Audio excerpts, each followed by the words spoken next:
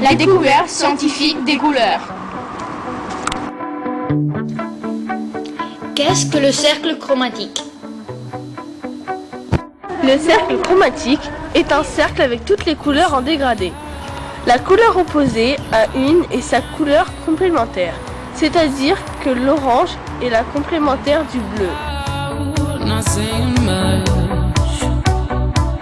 Après Robert Fludd, Isaac Newton a dessiné l'un des premiers cercles chromatiques, suivi par de nombreux autres chercheurs, Boudet, Goethe, Iden, etc.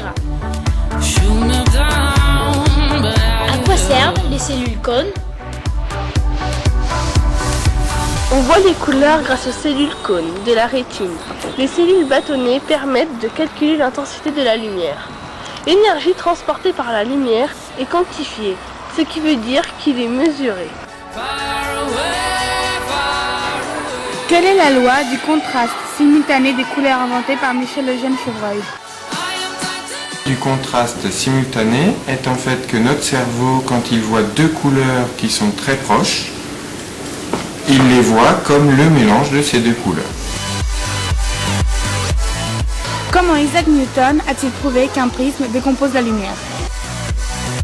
Donc l'expérience d'Isaac Newton, c'est tout simplement qu'il a fait passer une lumière du soleil, donc une lumière blanche, à travers un prisme comme celui-ci. On a donc obtenu le spectre de la lumière blanche, comme on l'a vu avant. Qu'est-ce que le photon? En fait, c'est une particule élémentaire, donc ça veut dire quelque chose de très très petit, qui n'a pas de masse ni de charge électrique. Qu'est-ce le spectre lumineux? La lumière blanche est en fait composée de plusieurs lumières colorées. Donc quand on dit que l'on obtient le spectre d'une lumière blanche, on arrive à voir, comme vous avez pu voir avant, dans le spectre, toutes les lumières colorées.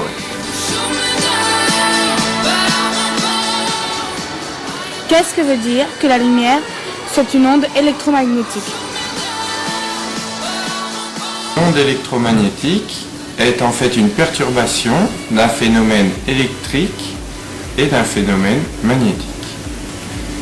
Une des propriétés importantes d'une onde électromagnétique est qu'elle peut se propager dans le vide, donc dans l'espace. C'est pour cela que la lumière du soleil peut nous arriver jusqu'à nous.